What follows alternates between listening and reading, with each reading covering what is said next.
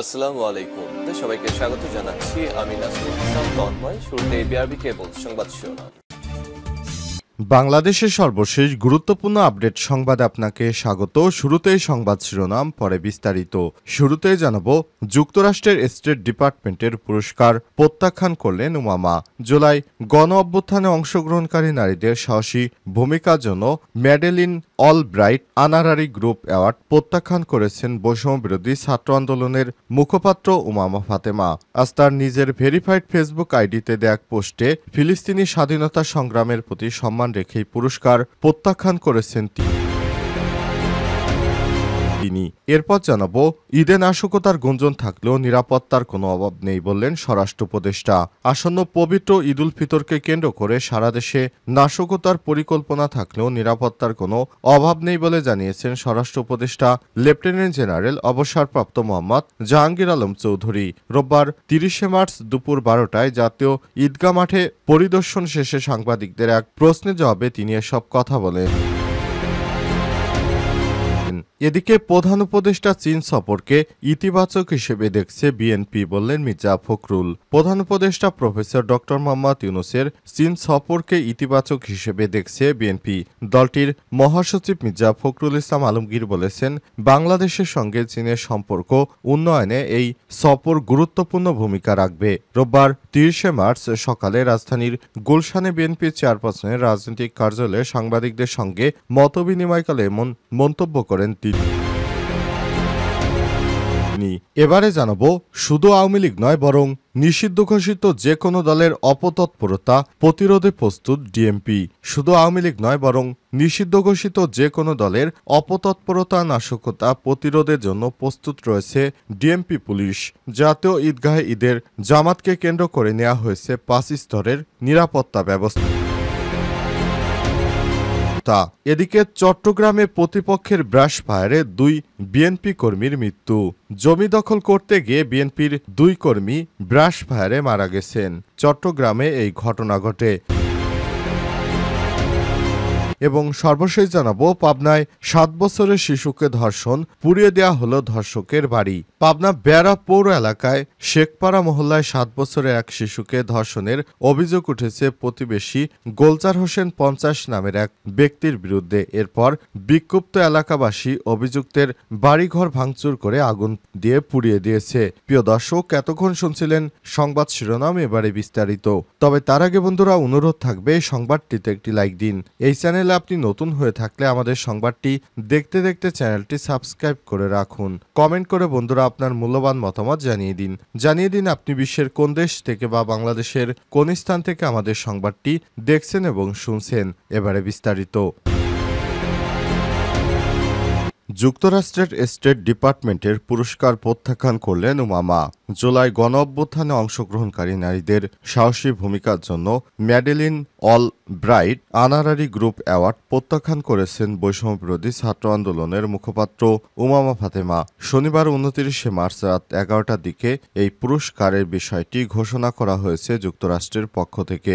এরপর নিজের verified Facebook আইডিতে দেয়া পোস্টে ফিলিস্তিনি স্বাধীনতা সংগ্রামের প্রতি সম্মান রেখে পুরস্কার প্রত্যাখ্যান করেছেন বলে জানান তিনি। ওই পোস্টে উমামা লিখেছেন, ইউএস স্টেট ডিপার্টমেন্ট কর্তৃক International Women of Courage Award 2025-এর পক্ষ থেকে জুলাই অভ্যুত্থানে নারীদের অবদানের স্বীকৃতি স্বরূপ নারী আন্দোলনের বিশেষ পুরস্কারের জন্য মনোনীত করা হয়েছে। ওই অ্যাওয়ার্ডের অধীনে Madeleine Albright honorary group award হিসেবে জুলাই অভ্যুত্থানে সকল নারীদের এই পুরস্কার দেওয়া হয়েছে। এ বিষয়ে মার্কিন স্টেট ডিপার্টমেন্টের ওয়েবসাইটে দেওয়া লেখাটি নিজের পোস্টে উদ্ধৃত করে তিনি লিখেছেন, আগামী 1 এপ্রিল 2025 যুক্তরাষ্ট্রের secretary of state Marco Rubio এবং ফার্স্ট লেডি মিলানিয়া ট্রাম্প পুরস্কার প্রদান অনুষ্ঠানটি পরিচালনা করবেন। পুরস্কার প্রত্যাখ্যান করেছেন জাতীয় এবং জানিয়ে উমামা লিখেছেন, নারী আন্দোলনকারীদের কালেকটিভ অর্থাৎ যৌথ স্বীকৃতি আমাদের জন্য অত্যন্ত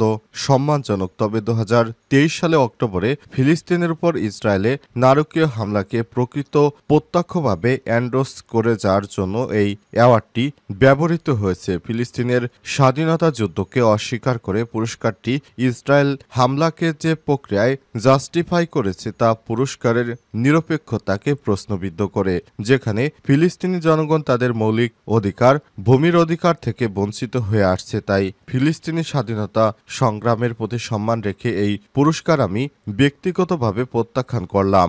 মার্কিন স্টেট ডিপার্টমেন্টের ওয়েবসাইটে তথ্যমতে 2024 সালে জুলাই অগস্ট মাসে বাংলাদেশে সহিংস দমনপীড়নের বিরুদ্ধে ছাত্র আন্দোলনের একদল সাহসী নারীর নেতৃত্ব দিয়েছেন। হুমকি এবং সহিংসতা সত্ত্বেও তারা নিরাপত্তা বাহিনী এবং পুরুষ বিক্ষোভকারীদের মধ্যে দাঁড়িয়ে অসাধারণ সাহসিকতা দেখিয়েছেন। ঈদে নাশকতার গুঞ্জন থাকলেও নিরাপত্তার কোনো অভাব নেই বললেন স্বরাষ্ট্র উপদেষ্টা। আসন্ন পবিত্র ঈদ উল ফিতরকে কেন্দ্র করে সারা দেশে নাশকতার আশঙ্কা থাকলেও নিরাপত্তার কোনো অভাব নেই বলে জানিয়েছেন স্বরাষ্ট্র উপদেষ্টা লেফটেন্যান্ট জেনারেল অবসরপ্রাপ্ত মোহাম্মদ জাহাঙ্গীর আলম চৌধুরী। রোববার 30 মার্চ দুপুর 12টায় জাতীয় ঈদগাহ মাঠে পরিদর্শন শেষে সাংবাদিকদের এক প্রশ্নের জবাবে সব কথা বলেন তিনি। ফাঁকা ঢাকায় নিরাপত্তা বিঘ্নিত হতে পারে এবং নাশকতা হতে পারে এমন গুঞ্জন শোনা যাচ্ছে। বিষয়ে এক প্রশ্নের জবাবে স্বরাষ্ট্র উপদেষ্টা বলেছেন, গুঞ্জন সব সময় গুঞ্জনই থাকে। আমাদের নিরাপত্তার কোনো অভাব নেই এবং নাশকতা হওয়ার কোনো আশঙ্কা নেই। যদি কোনো ধরনের সংবাদ আপনারা সাংবাদিকরা দিতে পারেন তাহলে আমাদের জানাবেন, আমরা আপনাদের নিয়ে সেটি প্রতিহত করব। ভারতের কলকাতায় একটি ইফতার পার্টিতে আওয়ামী লীগের সদস্যরা নাশকতার পরিকল্পনা করছেন এমন একটি বক্তব্য ছড়িয়ে এ বিষয়ে কোনো পদক্ষেপ নেওয়া হয়েছে কিনা জানতে চাইলে তিনি বলেছেন, কলকাতায় যারা কলকাতায় আছে ক্রিমিনালরা তো সবসময় এই জিনিসই চিন্তা করবে, ক্রিমিনালদের বিরুদ্ধে কি ব্যবস্থা নেওয়া যায় আমরা সেই ব্যবস্থা নেব। এ সময় তিনি আরো বলেছেন, জাতীয় ঈদগাহ মাঠে সার্বিক পরিস্থিতি তুলে ধরে বলেন, জাতীয় ঈদগাহের মাঠে আমরা নামাজ পড়ব। জাতীয় ঈদগাহে প্রায় 30,000 মুসল্লি ঈদের জামাতে শরিক হবেন। এখানে অনেক গুণীজন এবং গণ্যমান্য ব্যক্তিরা আসবেন। তাদের নিরাপত্তার জন্য আমাদের যত ধরনের ব্যবস্থা নেওয়ার কথা সব ধরনের ব্যবস্থা নিয়েছি। এখানে যেন সবাই ভালোভাবে ঈদের নামাজ পড়তে পারে সেজন্য অজুর ব্যবস্থা করা হয়েছে, খাবার পানির ব্যবস্থা করা হয়েছে। যদি কারো চিকিৎসার প্রয়োজন হয় তাহলে সেখানে সেই ব্যবস্থা রাখা হয়েছে। এখানে কারো জায়নামাজ নিয়ে আসার দরকার নেই, সবার জন্য কার্পেটের ব্যবস্থা করা হয়েছে। এবার প্রধান উপদেষ্টা চীন সফরকে ইতিবাচক হিসেবে দেখছে বিএনপি বললেন মির্জা ফখরুল। প্রধান উপদেষ্টা প্রফেসর ডক্টর মোহাম্মদ ইউনূসের চীন সফরকে ইতিবাচক হিসেবে দেখছে বিএনপি। দলটির মহাসচিব মির্জা ফখরুল ইসলাম আলমগীর বলেছেন, বাংলাদেশের সঙ্গে চীনের সম্পর্ক উন্নয়নে এই সফর গুরুত্বপূর্ণ ভূমিকা রাখবে। রোববার 20 মার্চ সকালে রাজধানীর গুলশানে বিএনপির চেয়ারপারসনের রাজনৈতিক কার্যালয়ে সাংবাদিকদের সঙ্গে মতবিনিময়কালে তিনি এমন মন্তব্য করেছেন। এ সময় তিনি বলেন, বাংলাদেশের জনগণ সকল দেশের সঙ্গে সুসম্পর্ক রাখতে চায়, তবে বিগত সরকারের পক্ষপাতমূলক নীতির কারণে বিদেশি বড় বড় প্রতিষ্ঠানগুলো বাংলাদেশে বিনিয়োগ করতে পারেনি। নির্বাচন ইস্যুতে প্রধান উপদেষ্টার বক্তব্যে হতাশা প্রকাশ করে মির্জা ফখরুল বলেছেন, দেশের জনগণ আশা করছে প্রয়োজনীয় সংস্কার শেষে তারপর বাংলাদেশে একটি গ্রহণযোগ্য নির্বাচন হবে। বিএনপির জনপ্রিয়তা নষ্ট করতে পারলে গণতন্ত্র বিরোধী শক্তির সুবিধা হবে বলেও তিনি মন্তব্য করেছেন। এ সময় তিনি আরো বলেন, রাজনৈতিক অভিজ্ঞতা থেকে সরকার নির্বাচনী রোডম্যাপ তৈরি করছে না। এ সময় তিনি আরো বলেছেন, জনগণের সরকারের কাছ থেকে নিরপেক্ষতা আশা করছে। যদি সরকার নিরপেক্ষতা বজায় রাখতে ব্যর্থ হয় তবে জনগণ তা মেনে নেবে না এবং নির্বাচন নিয়ে নানা ষড়যন্ত্র চলছে, সবকিছু প্রতিহত করে নির্বাচন ছাড়া কোনো সুযোগ নেই। শুধু আওয়ামী লীগ নয়, নিষিদ্ধ ঘোষিত যে কোনো দলের অপতৎপরতা প্রতিরোধে প্রস্তুত ডিএমপি। শুধু আওয়ামী লীগ নয়, বরং নিষিদ্ধ ঘোষিত যে কোনো সংগঠন এবং দলের অপতৎপরতা প্রতিরোধে প্রস্তুত রয়েছে ডিএমপি। জাতীয় ঈদগাহ ঈদের জামাতকে কেন্দ্র করে নেওয়া হয়েছে 5 স্তরের নিরাপত্তা ব্যবস্থা। রোববার 30 মার্চ সকালে জাতীয় ঈদগাহ ময়দানে নিরাপত্তা ব্যবস্থা পর্যবেক্ষণে এসে সব কথা জানান ডিএমপির কমিশনার শেখ মোহাম্মদ সাজ্জাদ আলী। এ সময় তিনি বলেন, এবার ঈদের সুনির্দিষ্ট কোনো থ্রেট নেই, তবে সব ধরনের চ্যালেঞ্জ মাথায় রেখে নিরাপত্তা ব্যবস্থা গ্রহণ করা হয়েছে।